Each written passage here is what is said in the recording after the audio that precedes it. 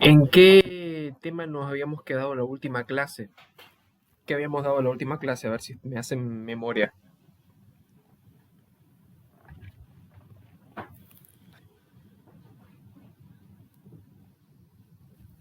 Bien, exactamente.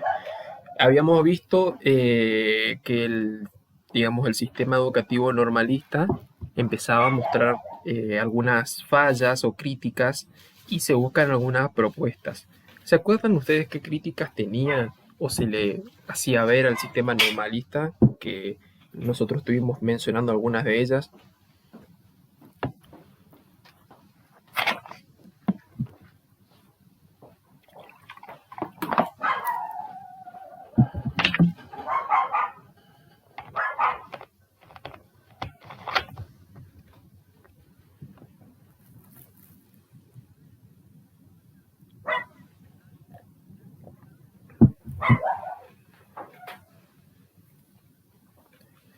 Claro, claro, claro.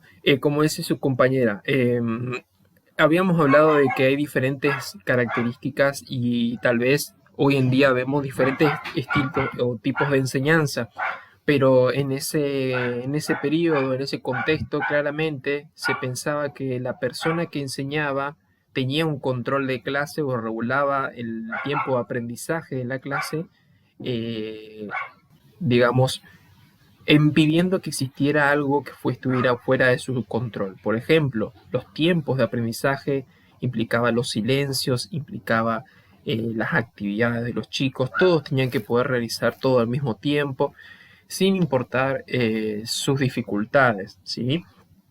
Ustedes tal vez son más conscientes eh, desde dentro de su campo de lo que es el nivel inicial, que el nivel inicial hace mucho tiempo que se le da prioridad a las diferentes características de los niños como objetivo para poder desarrollar una clase.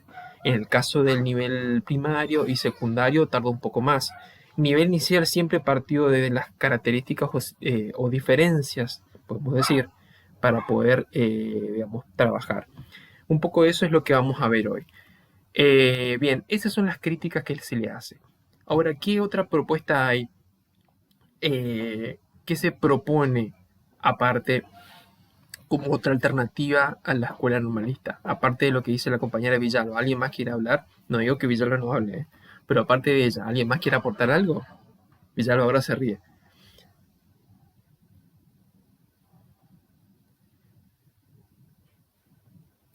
¿Todos están de acuerdo con Villalba entonces?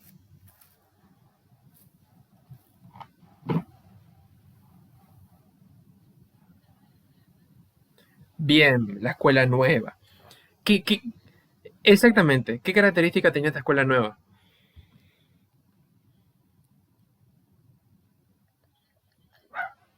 Ujú. Se buscaba exactamente. Eh, digamos, la coeducación de los sexos apuntaba más que nada a que los mismos contenidos se les diera a los... Exactamente, porque habíamos dicho que es- exactamente, exactamente, exactamente. Se hacía esa discriminación según discriminación en el sentido de diferenciación según el género o lo que se pensaba que como rol le tocaba socialmente, ¿no? Entonces, esa escuela nueva que ustedes me habían dicho que en algún momento la escucharon hablar, nosotros empezamos a verla que existe una escuela nueva a nivel mundial como un movimiento, ¿sí? Y después en Argentina existe una escuela nueva que tiene características similares, pero que claramente genera algunas resistencias, porque habíamos dicho que la educación normalista, con todas sus características, tenía muchos apoyos. Mucha gente consideraba que la educación normalista era necesaria para poder ascender socialmente. ¿Sí? Esa era una de las dificultades. ¿Sí? Digamos, en la realidad ha cambiado un poco eso tal vez, pero hasta no hace mucho, si uno quería ser alguien tenía que estudiar. ¿Sí? Hoy en día cambió un poco. Se piensa, o sea, claro, Tal vez incluso cambia según el contexto en el que uno se mueve, ¿sí? Bien, bien.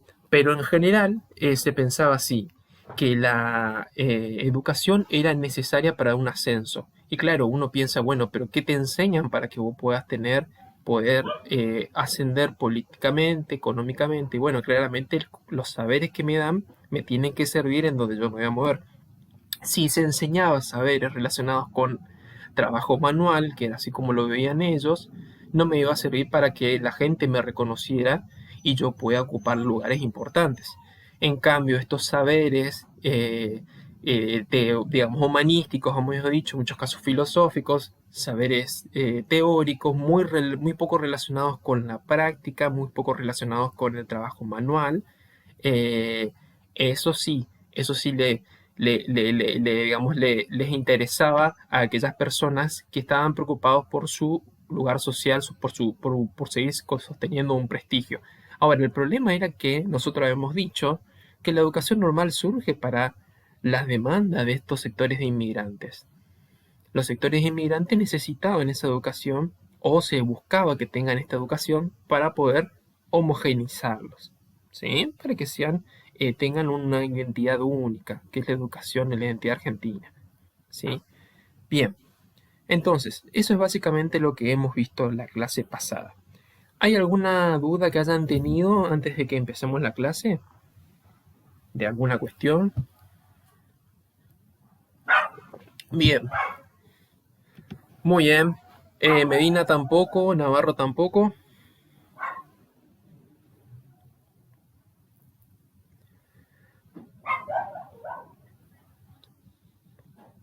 Ah, bien, Medina. No hay problema. ¿Pudiste acceder a te pregunto, ¿pudiste acceder al sitio, a la página Claro. Ajá. Ah, bien, bien, bien. Quería saber si tuviste alguna dificultad para ver los videos, porque la última... Está. No hay problema. Avísame si tenés alguna dificultad para verlos, porque tus compañeras me contaban lo siguiente. No el último video, pero los anteriores, es decir, de la clase 1 a la clase 4 no aparecen para ver hasta que vos pones descargar, ¿sí? Y ahí recién te da la opción para verlos. Claro, sí, sí, sí. En cambio, la clase 5 ya no es necesario. Como yo la subí por YouTube, no la ven todos, así que no se preocupen por si sus voces son grabadas. Están como privado, claro. Ese sí se puede ver sin necesidad de descargar, ¿sí? Y lo mismo vamos a hacer con esta clase, como para que sea más accesible. Estamos. Bien, listo, listo, listo, no hay problema. Bueno, entonces vamos a empezar con el tema de hoy. Diga, sí, te estoy viendo, te estoy viendo. Sí, sí, sí. Sí, veo que te vas rotando. Van rotando de hogar, digo yo. No sabía que estaban. Ah, bueno. Bueno. Mejor cuidarse, exactamente. Sí, sí, sí. Diga.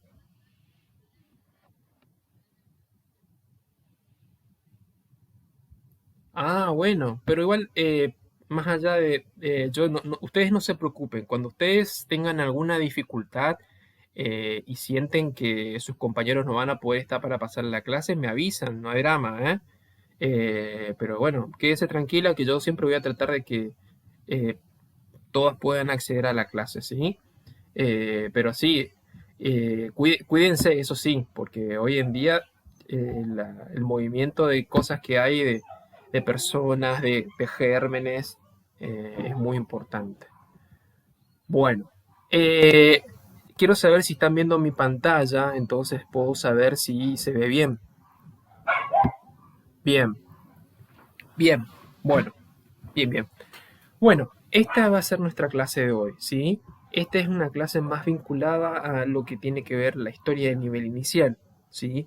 Entonces, va a implicar, no sé si lo llegaron a ver en alguna materia, pero es necesario. Yo esto lo incorporé desde hace 2 años, me di cuenta de que es necesario para entender, aparte del contexto de la historia y política de la educación argentina, tenemos que entender también qué pasaba en el nivel inicial, ¿sí? Así que vamos a empezar.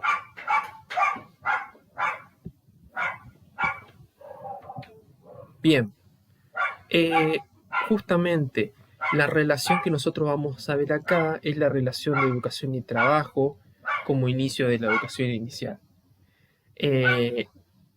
Esta relación de educación y trabajo tiene que ver con lo que hablábamos recién, cómo empiezan a haber nuevas alternativas, ¿sí? Educativas, como propuestas para llegar a estos sectores que trabajaban, los sectores que estaban vinculados a los trabajos manuales y necesitaban una educación que estuviera relacionada con ese trabajo, ¿no? Eh, digamos, educación inicial tiene su nacimiento en un contexto muy particular de esa crítica o digamos, esas propuestas de alternativas que nosotros habíamos analizado. Bien, primeramente tenemos que mencionar que hacia 1930 es un contexto muy particular en nuestro país. Ocurre una crisis económica y política. Económica porque hacia un año anterior, en 1929, hubo una crisis en la bolsa de valores de Wall Street. Digamos, para sintetizarlo, para aquellos que por ahí no están muy familiarizados, no es solamente con lo que es lo que ocurrió en la crisis de Nueva York, de Wall Street, sino también con lo que tiene que ver con términos económicos.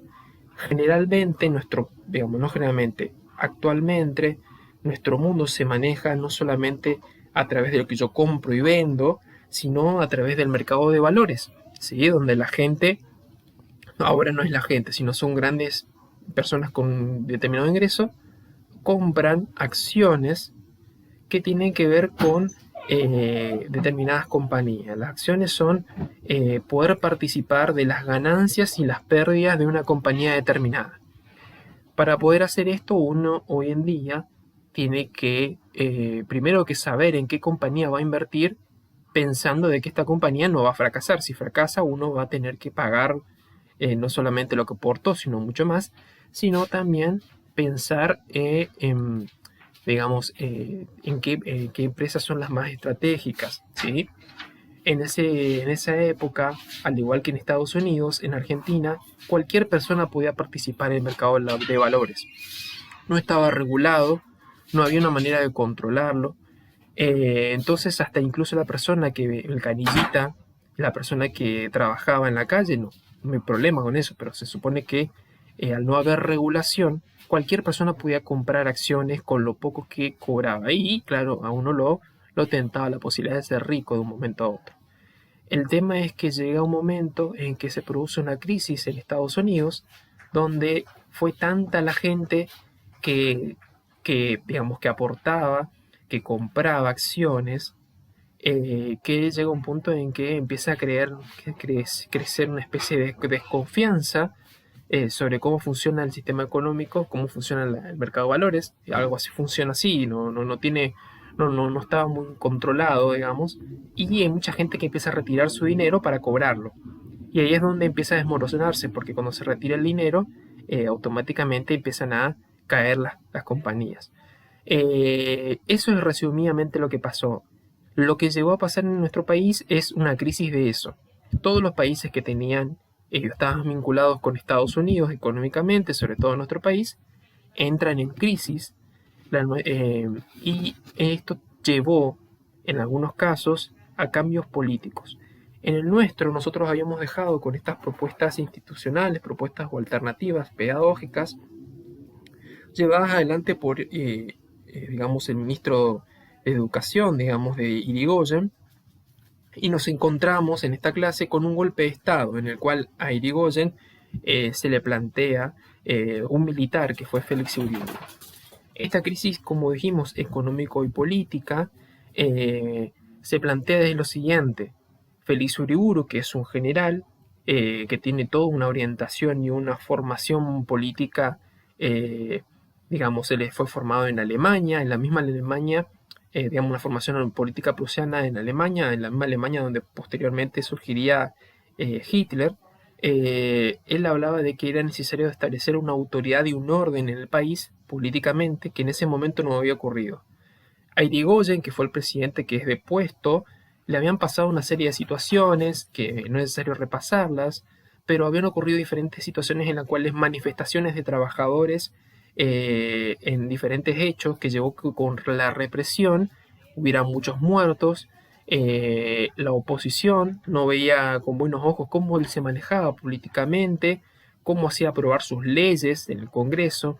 Entonces esto llevaba a que no se lo reconociera con la autoridad como correspondía. Hasta ese entonces, para que tengan en cuenta, hay que tener en cuenta que hasta ese momento no había funcionado la política de esa manera. Hasta ese momento habían ocurrido que un cierto grupo de personas eran los que manejaban los hilos políticos, que era la generación del 80. ¿Sí? No tenían necesidad de establecer autoridad de orden porque controlaban el poder político y económico. Acá no. La persona que había sido elegida por primera vez, digamos, a través de la ley Sáenz Peña, no tenía el apoyo de todos los sectores económicos. Entonces es así como hacia este golpe de Estado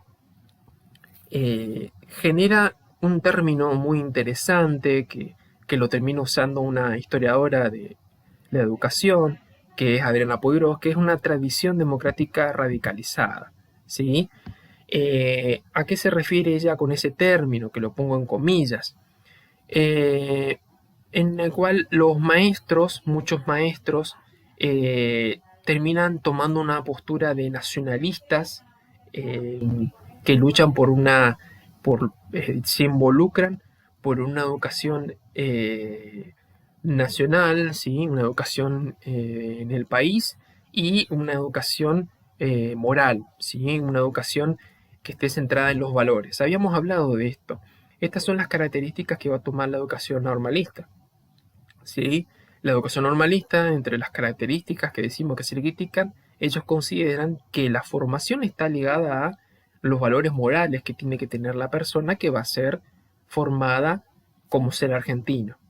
Entonces, estos maestros nacionalistas y con cierta formación moral consideraban que el progreso del país consistía en centrarse en estos aspectos, pero que también se daban cuenta que durante mucho tiempo se les había dejado, no se les había dado la participación necesaria que ellos habían reclamado durante el gobierno de Irigoyen, y cuando se produce el golpe del 30 ellos reclaman mayor participación.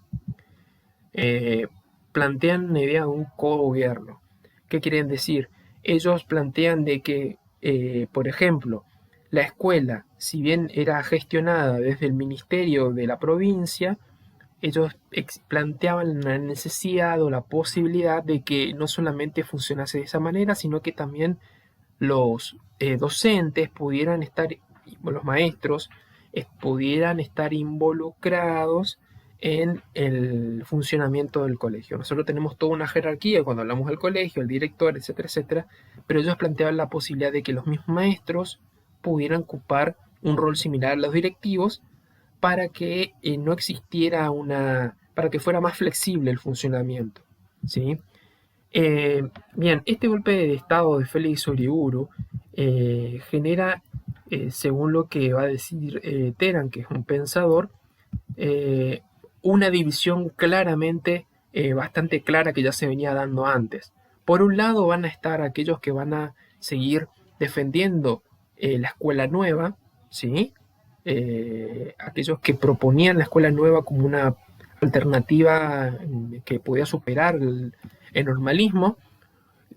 Van a estar aquellos que buscan la formación profesional, ¿sí? La formación en base a oficios, la formación en base a trabajos manuales, que alguien pueda tener una formación para dedicarse a determinadas actividades manuales.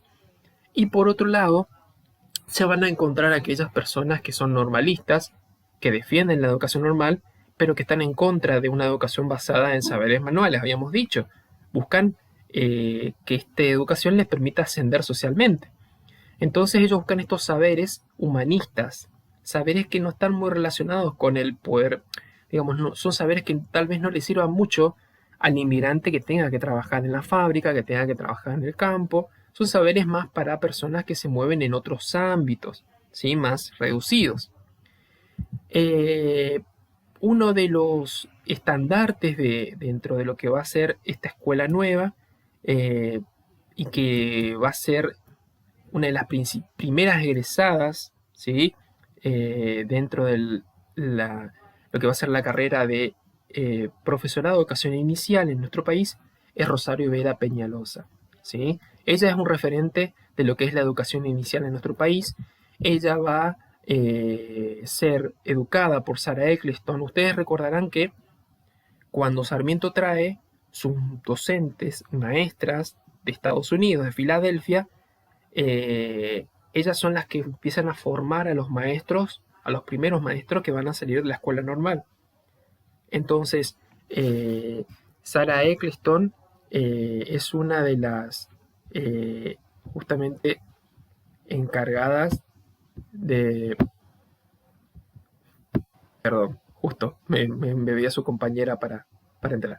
Entonces, decíamos, Sarah Eccleston es una de las encargadas de poder de formar en lo que va a ser parte de lo que va a ser la base de la educación inicial, y la primera graduada va a ser Rosario Vera Peñalosa.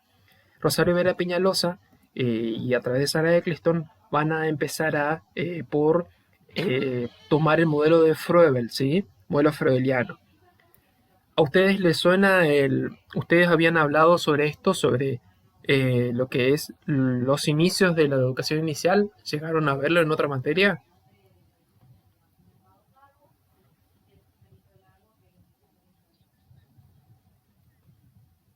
Bien, bien. Entonces, eh, el modelo de educación froebeliano, que lo vamos a indagar acá, tiene que ver justamente con elementos que son muy similares a la escuela nueva. Por eso nosotros decimos que justamente esta escuela nueva y la postura que toma contra el normalismo tiene en la educación inicial otros inicios. La educación inicial no inicia como la educación normalista, ¿sí? Que tuvo que tener otra vertiente, sino que inicia desde la misma escuela nueva, porque el modelo de educación era el modelo de educación froebeliano, ¿sí? Bien, vamos avanzando entonces. Justamente, uno de los conflictos que va a existir eh, y que empieza a existir, digamos, dentro de lo que son las dos modalidades educativas, es, por un lado, una reforma que se propone cuando Irigoyen va a ser derrocado, que es la reforma Rezano, ¿sí? La reforma Rezano habla de una formación profesional, ¿sí? De una formación, como dijimos, basado en el oficio, en el trabajo manual, pero que claramente no tiene que ser algo estricto, no tiene que ser algo frío, sino que tiene que mezclar aparte lo lúdico. Hemos dicho, esa era la propuesta de lo que es la escuela nueva.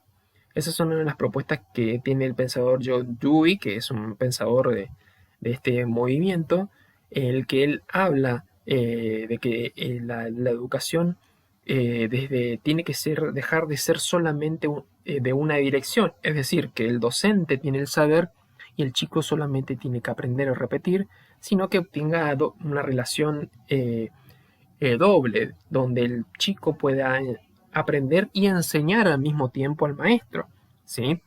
Con los juegos se puede utilizar el arte también como recurso. Opuesto a esto se encontraba lo que proponía la escuela normalista, iniciada por Sarmiento, donde ahí se habla de una formación más teórica, más moral, que es dentro de lo que es la idea froebeliana, ¿sí? Froebel, él tiene una formación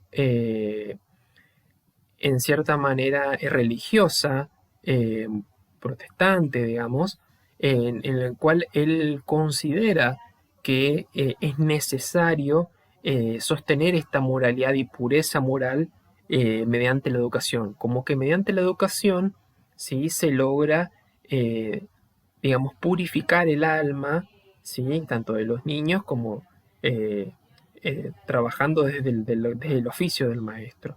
Por eso hay una relación muy importante religiosa en este sentido, por tanto hincapié en lo que es la formación moral desde lo que es la formación normalista. Ahora, el problema que va a tener la reforma Rezano como propuesta y que por eso la escuela nueva no llega a prosperar es que son alternativas que son inconclusas, no llegan a tener un gran apoyo, habíamos dicho, y que, bueno, uno de los lugares donde se exponían estas propuestas, tenían sus revistas donde salían estas propuestas, así como nosotros tenemos revistas donde nos enteramos de diferentes, no, uno puede enterarse, ¿no? Sitios o páginas donde salen propuestas o estrategias para trabajar en el aula.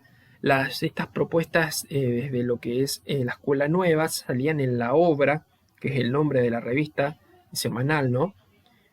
Y en el caso de normalismo tenía digamos, salía en otras revistas.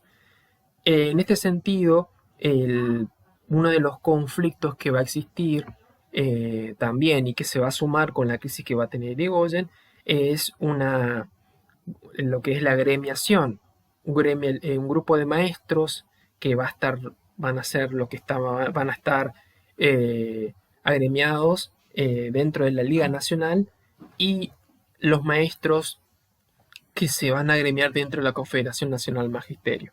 Era muy importante esto porque tengan en cuenta que no existía un gremio único, empezaban a formarse los primeros sindicatos, entonces los sindicatos no solamente se van gestando por diferencias políticas, sino por diferencias sobre cómo se debía enseñar, sobre estrategias, ¿sí? El conflicto salarial que se produce también y que lleva a la crisis de Irigoyen eh, es llevan un conjunto de huelgas de los docentes desde el 1919 a 1921. ¿Sí? Entonces, por eso surge esta incógnita, que estos son características generales.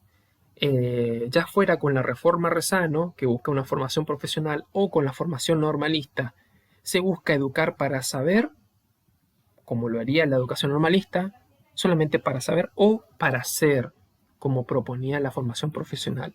Son dos propuestas que claramente una tenía poco apoyo político, que es la educación que va a ser la formación profesional.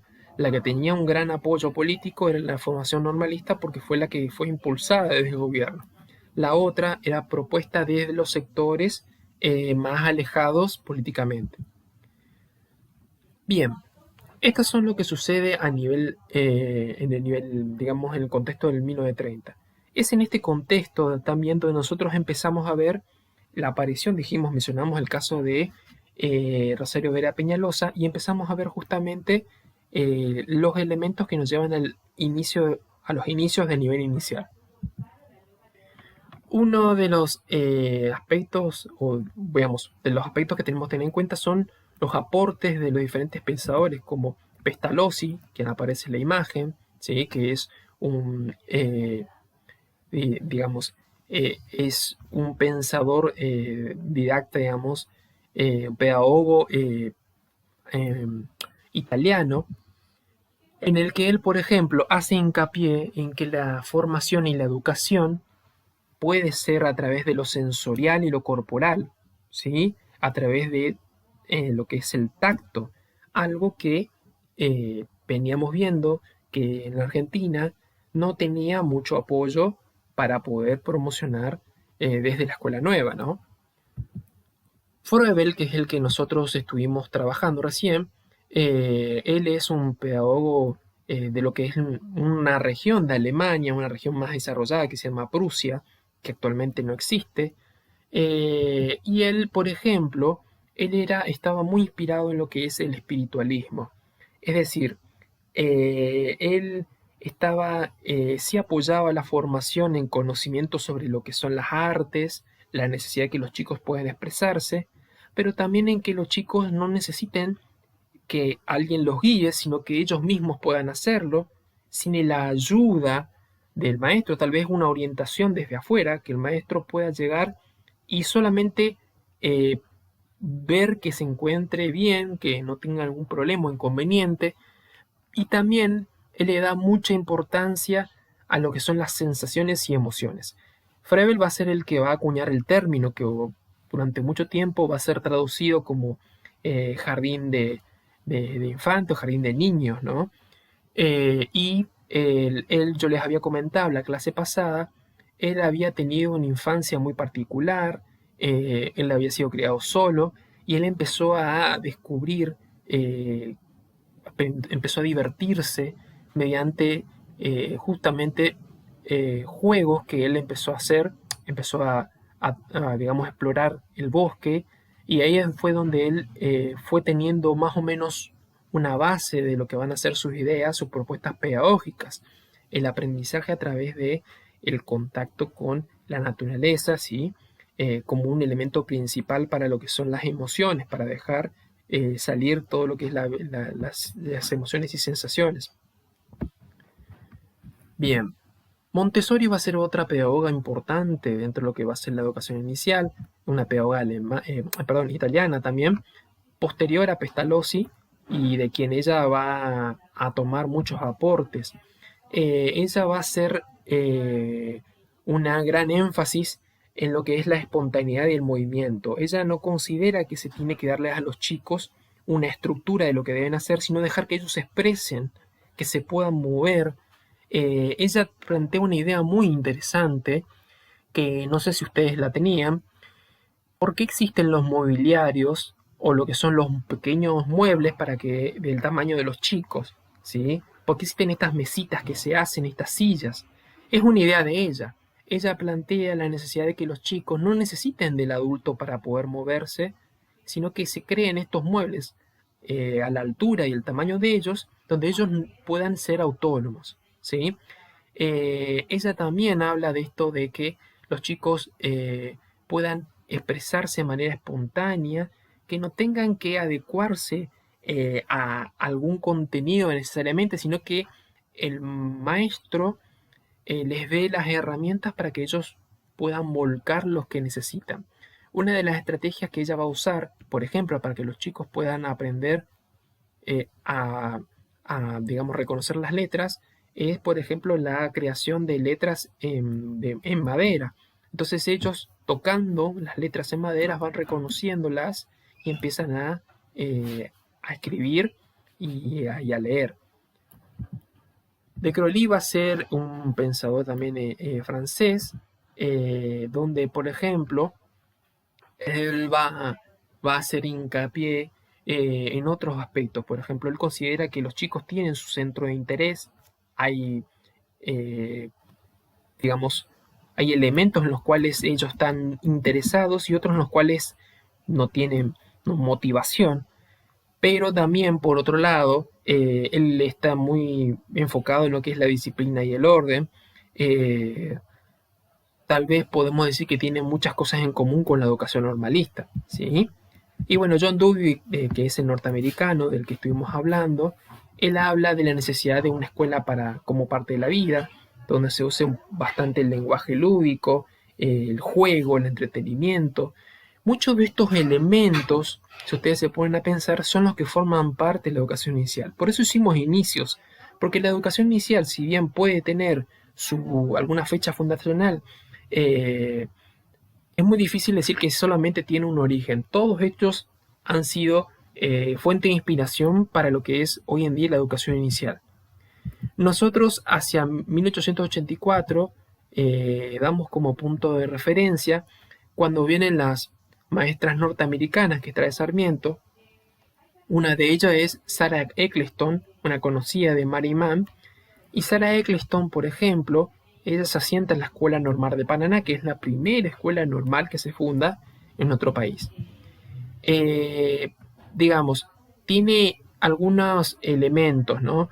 Ella propone primero un jardín de carácter doméstico, cotidiano, donde dice ella que en el jardín lo que se tiene que enseñar son contenidos nuevos, sino contenidos que estén asociados con lo que ellos hacen en el hogar, contenidos relacionados con la vida cotidiana que ellos tienen en sus hogares. Segundo, ella es muy ferviente admiradora de Froebel, entonces ella va a insistir mucho en esto de que los chicos sean autónomos, va a insistir mucho en estos valores del espiritualismo, de la expresión y de la sensación y las emociones. El tercero es, ella va a fomentar un asilo para niños, para esos niños que durante mucho tiempo no tenían dónde ir. El origen del nivel inicial se fomenta, si se quiere decir, también desde allí, porque muchos niños que eran abandonados por diferentes razones, porque los padres no podían criarlos, eran dejados en asilos y de los cuales no tenían una formación, una educación, solamente quedaban allí a la espera de que algún padre los adopte. Entonces la idea es formar un asilo para niños del Estado, para esos niños que no tienen hogar y que se los puede educar. Y claramente el cuarto aporte, el cuarto punto que va a sostener Sarah Eccleston es una educación maternal. ¿Sí? Bien. ¿Qué sucede? Hacia 1884, que es una vez que ya se sanció la ley 1420, ¿sí? La ley de educación obligatoria y laica, en el artículo 11 que habíamos mencionado, habla de que nuestra ley apunta a lo que es el laicismo, es decir, hablábamos de que la educación pasa a estar bajo la órbita del Estado. Y eso es un elemento que crea conflicto con lo que uno puede decir aquellos que son admiradores de Froebel y que fueron formados según el punto de vista froebeliano. Ustedes me dirán, pero ¿qué tiene que ver una cosa con la otra? Bueno, ustedes tienen que entender que en ese periodo, estamos hablando de comienzos, finales del siglo XIX y comienzos del siglo XX, el tener que estar formados en un tipo de pedagogía, uno se, digamos, quedaba casi encasillado desde allí como un modelo de vida. Y la pedagogía Froebel no solo hablaba de una espiritualidad como forma de expresión, sino una espiritualidad religiosa, ¿sí? Él es de una religión protestante en la que él propone que esta religión tiene que ser llevada en la práctica como la docencia. Y hablábamos de que la educación 1420 hablaba de que esta educación va a estar bajo el control del Estado. No tiene que haber ninguna influencia de la religión en esa educación. Entonces, por eso hay una tensa relación entre lo que es la pedagogía froebeliana y lo que va a ser la ley 1420. No sé si se entiende esa explicación.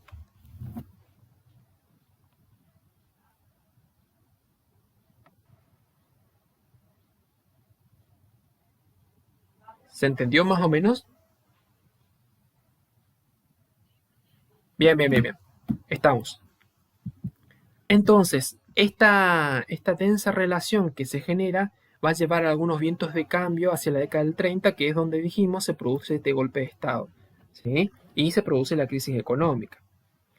Eh, Ahora, claramente cuando hay una relación tensa, se hace unas críticas al método y forma, ¿no? Una de las críticas que se le va a hacer al modelo froebeliano es decir, es cierto, pedagógicamente es muy útil, pero no necesariamente tiene que existir la religión como elemento obligatorio para que se pueda llevar adelante la pedagogía, ¿sí? Eso va a llevar a que muchas muchas maestras de nivel inicial que se gradúen, digamos, bajo la formación de Sarah Eccleston, propongan de que uno pueda hacer estas adecuaciones y proponer estos cambios, ¿no? Bien. Entonces, lo que nosotros hemos estado viendo acá es principalmente qué sucede en Argentina, en la política educativa, donde lo que es la propuesta de la escuela nueva empieza a impulsarse, pero desde algunos sectores justamente políticos que buscaban algún cambio en lo que es la formación educativa hacia sectores que no tenían ninguna relación, digamos. Buscaban una educación para sectores que se dedicaban al oficio de la industria. Y la educación hasta ahora estaba más enfocada hacia aquellos que se dedicaban a oficios que no tenían que ver con la industria, sino oficios más respetables. Uno puede decir como abogado, como una persona que se dedica, qué sé yo, a una educación como profesor, ¿no? Como maestro. No estaba abocado a lo que es el oficio laboral. Entonces ahí es donde empieza a surgir la propuesta de la escuela nueva, y claramente ahí surgen las críticas y las contrapropuestas. Em, Dentro de eso, dentro de esa digamos, divisiones de posturas, empiezan a aparecer los primeros inicios de gremialismo, los sindicatos. Eso no es necesario que ustedes lo sepan, sino que yo quiero que ustedes tengan una idea del contexto en el cual los sindicatos, los gremios, se conformaban según diferentes visiones educativas, nada más, algunos que apoyaban el normalismo y otros que apoyaban la escuela nueva. Pero lo que sí tenemos que entender que si hacia 1930 la propuesta educativa de la escuela nueva fracasa, es porque en realidad muchos sectores, no solamente aquellos a los cuales habían sido reprimidos por el gobierno, eh, aquellos que habían quedado en crisis económica, sino también los docentes sentían de que no se les daba la posibilidad de participar. Entonces esto llevó a que todo este conjunto produzca la crisis que se va a llevar con el golpe de Estado. Por otro lado, nosotros empezamos a ver los inicios de nivel inicial y están estos grandes aportes pedagógicos que estuvimos mencionando, que son muy interesantes. Lo que nos llevó, por ejemplo, a entender de que nuestros inicios del nivel inicial se remontan a Rosero Vera Peñalosa, quien fue una de las primeras discípulas de Sarah Eccleston, quien vino, quien fue traída por Sarmiento para poder llevar adelante el modelo froebeliano, claramente, y fundar la Escuela Normal de Paraná. Este modelo froebeliano va a tener una tensa relación con el origen mismo de la ley donde va a funcionar la educación en Argentina. Una educación donde habla de que la religión no puede estar involucrada, pero el modelo froebeliano tenía una relación muy directa con la religión protestante, ¿sí? Como modo de vida y forma.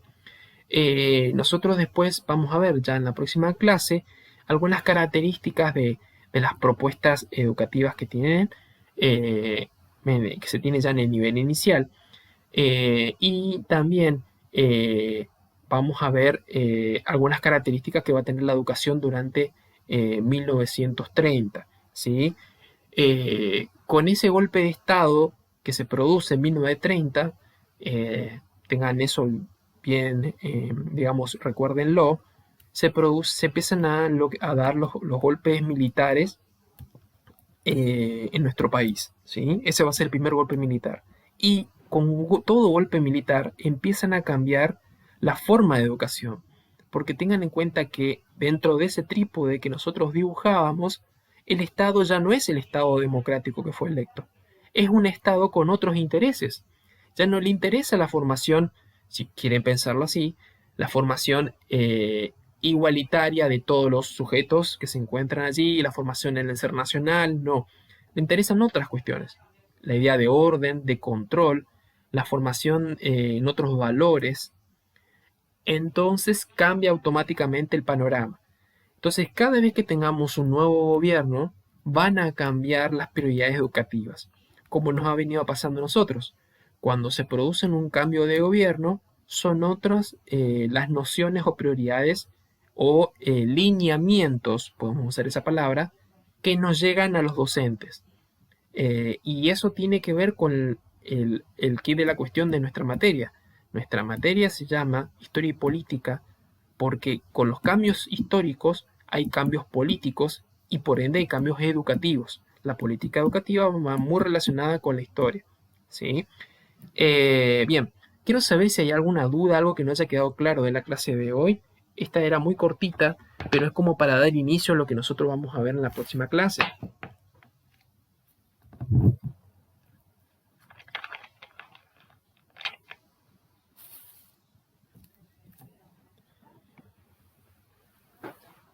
Claro, sí, que justamente nuestra cátedra se llama Historia y Política de la Educación, porque con los cambios históricos que se dan, podemos decir cambios de gobierno, hay cambios políticos, porque el gobierno que asume tiene otra visión de la política, otra visión de cómo se tiene que gobernar el país, y con esos cambios políticos hay cambios educativos. ¿Sí? Sobre qué se tiene que formar. Por eso es historia y política de la educación, ¿sí? Porque esos elementos tienen que estar relacionados. Cuando yo hablo de educación, tengo que decir, bueno, ¿cuándo y quién gobierna? ¿Cuándo, en qué momentos estamos hablando de educación? Porque no es lo mismo la educación en el siglo XX o comienzo del siglo XX que la que sucede después de mediados del siglo XX. ¿Y en qué contexto estamos hablando? ¿En Sudamérica? ¿Estamos hablando en Europa? Bueno, si hablamos en Sudamérica, ¿qué estaba ocurriendo? Si no, yo no puedo entender cómo era la educación. Cuando a veces nosotros utilizamos como referencia así general la educación de antes. Sí, la educación de antes se puede entender que no es la educación de ahora, pero la educación de antes también ha tenido sus diferentes características según el momento que estemos hablando. Entonces, la educación tiene que estar muy relacionada con lo que es la historia. Yo a ustedes no les pregunto sobre historia, pero trabajamos un poco sobre historia para que nosotros sepamos por qué nosotros vemos cambios educativos. ¿Sí? Tuvimos un primer cambio en la creación de la ley 1420, donde nosotros hablamos de que es la primera ley que se crea para formar la educación gratuita, obligatoria y laica. Un Estado nacional que busca traer inmigrantes para poder formar un Estado y darle una identidad. Después tuvimos una crisis, pues tenemos un cambio político cuando accede al gobierno Irigoyen y el radicalismo, que es el primer partido moderno que accede por elecciones democráticas. Hasta ese momento, los gobiernos anteriores no accedieron por elecciones democráticas, sino elecciones, como dijimos, fraudulentas, ¿sí? Porque eran los que controlaban económicamente y políticamente.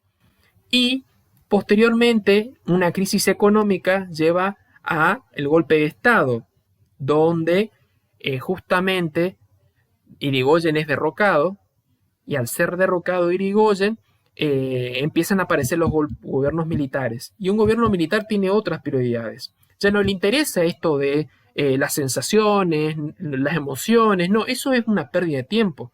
Hay que ir a lo puntual, que son los valores morales para ellos, ¿sí? Y justamente centrarse nuevamente en los valores humanísticos. Es decir, cada vez que haya un gobierno militar, en general, se vuelve a hacer hincapié en la educación normalista, porque esa es la que contiene, según ellos, los elementos para formar la identidad nacional. Cuando deja de estar el gobierno militar, ahí empiezan a aparecer con fuerza otras propuestas. Pero cuando está el gobierno militar, va a aparecer siempre la escuela normal como propuesta preponderante. ¿Sí? ¿Se entiende? Bien, bien. Igual no se preocupen porque lo vamos a ir trabajando, ¿sí? Lo importante es que sepan esto, la ley 1420, los orígenes, las propuestas que hay, las propuestas aparte de la ley 1420, y que sepan ustedes, como vamos viendo, los inicios de la educación inicial. Lo otro es más que nada para que ustedes tengan un poco de cuerpo con la clase, para que sepan el contexto, es más que nada eso. Bien, bueno. Bueno, algo les vuelvo a recalcar nuevamente, la clase la voy a subir a YouTube y la, la voy a subir a la plataforma, así que en teoría se va a tener que poder ver sin ningún problema. Bien, bien, bien. Estamos, bien. ¿Alguna duda más que quieran que tengan sobre lo que estuvimos viendo? No sé si la quieren plantear ahora o callen para siempre.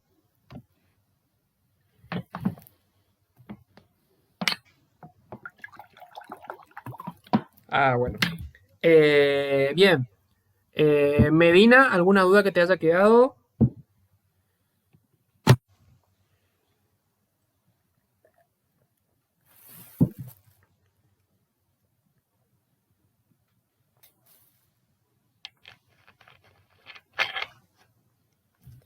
Bien, sí, digamos, claro, tocaste algo que entra dentro de lo que se hablaba de fábula y tiene algo de cierto. Va a haber un problema en algún punto. La escuela normal que fue creada para que accedan todos los sectores que durante mucho tiempo no podían pagar la educación particular, por eso soy una escuela estatal, ¿no? Bajo la ley 1420, eh, termina solamente siendo asistida por algunos sectores, porque se crea la escuela, pero no hay una asistencia del Estado de darle lo necesario para que puedan ir a la escuela. Hablamos de los instrumentos o los elementos, ¿sí? Entonces lo que termina sucediendo es que solamente un sector reducido va al colegio. Y esa es una de las críticas que se le va a hacer a la escuela normalista, diciendo de que no es viable, no tiene sentido una escuela normalista en la cual solamente siguen asistiendo aquellos que pueden, ¿sí? Bien, bien, bien. Bien, Cáceres, dudas, ¿no?